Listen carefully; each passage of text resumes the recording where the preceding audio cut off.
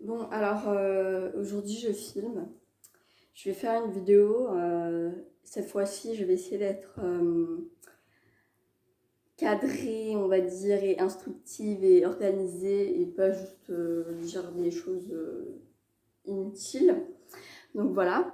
En fait, je regardais mes anciennes vidéos et tout où je disais ouais, je vais faire une vidéo sur la dépersonnalisation, je vais faire une vidéo sur les tocs. Je vais faire une vidéo sur mes tocs, comment ils se manifestent, quel thème j'ai au niveau de mes tocs, parce qu'il y a des thèmes. Hein, il y a les tocs de lavage, les tocs d'agressivité, les tocs de phobie d'impulsion.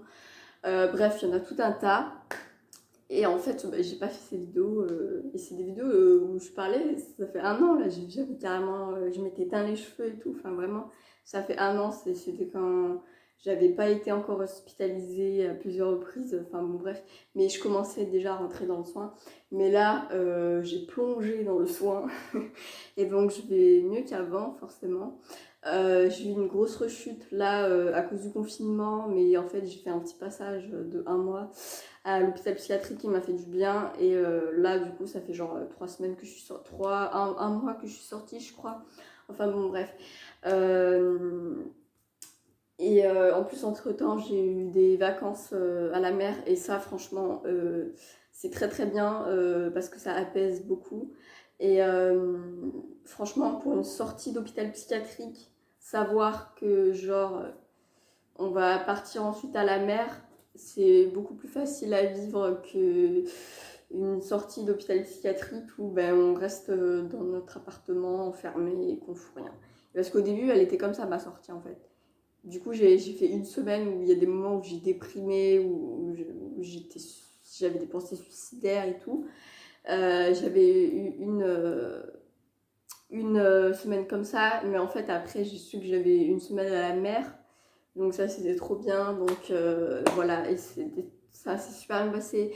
Ça faisait 3 ans que j'étais pas vraiment partie en vacances. Enfin ouais, pour de vrai en fait. J'étais partie en 2018 de moi-même, donc toute seule en Italie et tout, mais c'était plus pour des visites culturelles.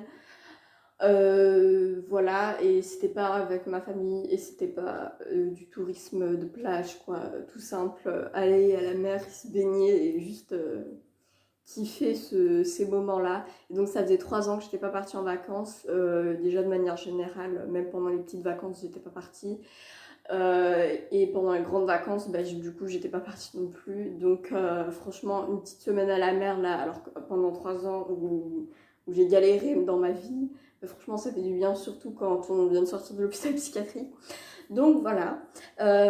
Donc là, c'est au niveau de. Là, je vous fais un retour d'expérience sur l'hôpital psychiatrique. J'aimerais bien faire une vidéo vraiment détaillée sur mon parcours en psychiatrie, genre comment je suis rentrée, comment ça se passe à l'intérieur, les problèmes qu'il y a en psychiatrie, les avantages de la psychiatrie, en gros, qu'est-ce qui est bénéfique pour pour les malades mentaux. Enfin, moi, je préfère dire maintenant les malades psychiques plutôt.